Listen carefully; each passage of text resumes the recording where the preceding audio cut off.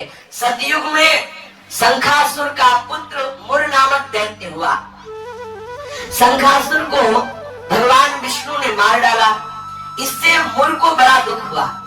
इसका बदला लेने के लिए वो वन में जाकर मुर दैत्य घोर तपस्या करने लगा।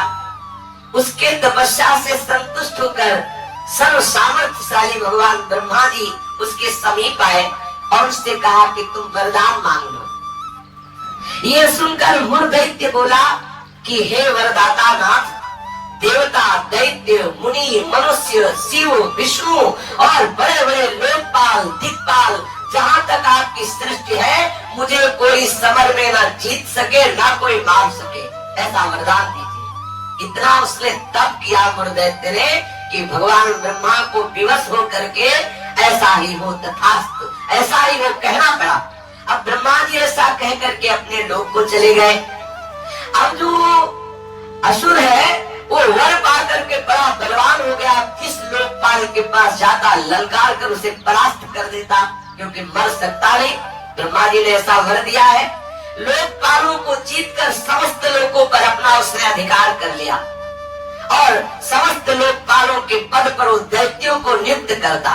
दैत्य सदैव विपरीत भावना वाले समस्त ब्राह्मणों को, भक्तों को, गायकों, ऐसे सब संतों को सताना, मारना, काटना, महान अत्याचार मुर दैत्य के द्वारा फैल गया। दुखी होकर के समस्त देवता भगवान शंकर जी के पास गए। भगवान शंकर जी सबको आश्वासन दिए, क्योंकि वो कल्याण स्वरूप है। जब जब कोई भारी विपत्ति पड़ती है तो समस्त देवता महादेव जी के पास जाते, फिर महादेव जी उपाय बताते। जैसे समुद्र मंथन के समय हलाहल विष निकला तो किसी भी देवता की ताकत नहीं कि चख सके, महादेव जी के पास गए और प्रार्थना की तो आज भी भगवान शिव को नीलकंठ कहा जाता है, उसे धारण करते हैं। यद्यपि इनकी सेवा है सृष्टि का संहार करना, पर सृष्टि की रक्षा जहाँ कोई नहीं कर पाता वहां ये करने के लिए बुलाए जाते। हलाहल विष पीने के लिए किसे बुलाया गया? इन्हीं को तो बुलाया गया। सब देवताओं ने भगवान शंकर से कहा हमारी रक्षा करो। भगवान शंकर ने आश्वासन दिया और स्वयं देवताओं एवं अपने पार्षदों के सहित युद्ध के लिए ललकारा। मुर दैत्य ने बहुत भयंकर युद्ध किया, लेकिन युद्ध में विजय मुर दैत्य की हुई, क्योंकि आशीर्वाद है भगवान ब्रह्मा जी का। अब देवताओं ने देखा दैत्यों की तो प्रबल सेना बढ़ती चली आ रही है। अब भगवान श्री हरि का स्मरण किया, भगवान विष्णु का कि हे नाथ, आप ही अब रक्षा कर सकते हो। भगवान श्री विष्णु जी ने सुदर्शन चक्र का स्मरण किया और मुर दैत्य पर प्रहार किया, पर ब्रह्मा जी के वरदान प्राप्त होने के कारण भगवान की प्रिय पार्षद सुदर्शन ने उसको ऐसे घूमकर परिक्रमा करते हुए आकर भगवान के हाथ पर विराजमान हो गए, क्योंकि ब्रह्मा जी भगवान श्री हरि के ही अंश से प्रकट हुए। वरदान की मर्यादा रखने के लिए सुदर्शन चक्र जी समीप से जाकर वापस आ गए, लेकिन मुर दैत्य को मारा नहीं। अब तो हाहाकार मच गया कि अब ये प्रलयंकारी दैत्य जब भगवान शिव के वश में नहीं हुआ, बड़े बड़े लोकपालों को अपने अधीन कर लिया और भगवान विष्णु का सुदर्शन चक्र भी वापस हो गया, अब क्या होगा?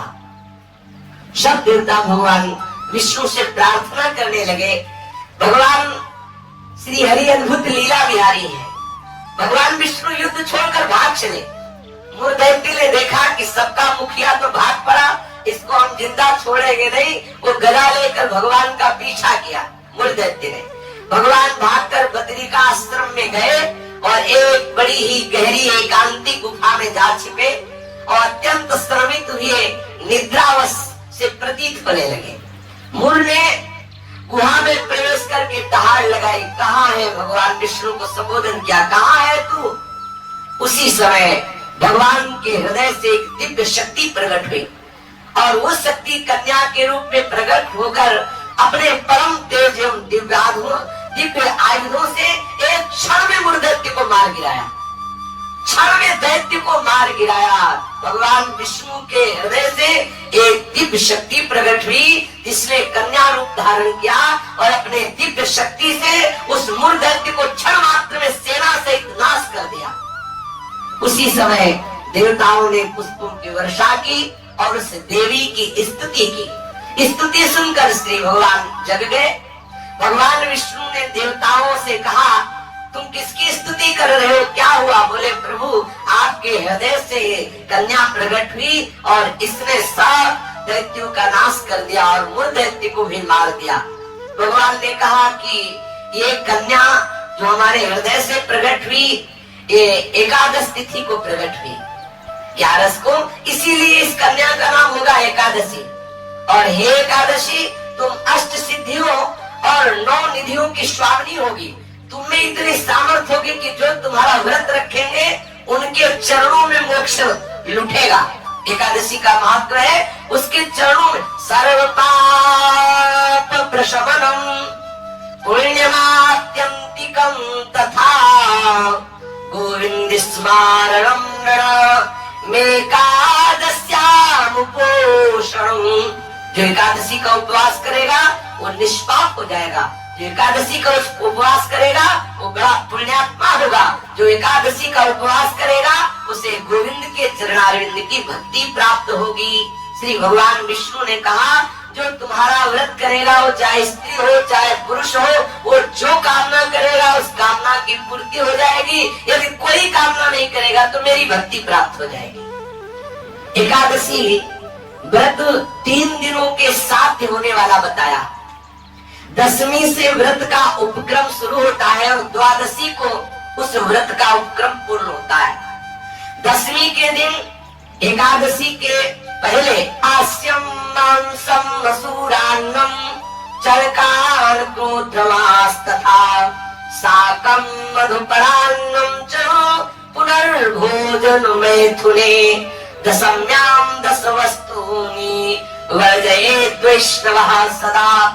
जो एकादशी व्रत रहे उनको चाहिए कि 10वीं की तिथि में वो कांसे के पात्र में कुछ पावे ना, मसूर की दाल न पावे, कभी मांस का स्पर्श भी न करे, पाने की तो बात जाने दो, चना न पावे, कोदो न पावे, कोई साग न पावे और शहद न पावे और किसी दूसरे के द्वारा दिया हुआ भोजन न पावे और 2 बार भोजन न पावे और मैथुन न करे। ये 10वीं की तिथि में ऐसा नियम धारण करे।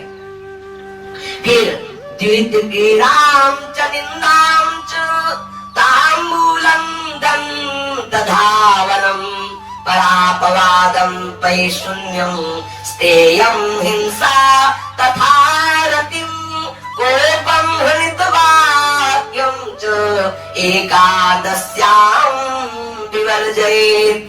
अब एकादशी के दिन 10वीं के दिन ऐसे नियम से रहे कि कांस के पात्र में कुछ पावे ना, मसूर की दाल न पावे, मांस का स्पर्श भी न करे, चना न पावे, कोदो न पावे, कोई साग न पावे, शहद न पावे, दूसरे के द्वारा दिया हुआ कुछ न पावे और 10वीं को 1 बार भोजन करे, मैथुन क्रिया न करे।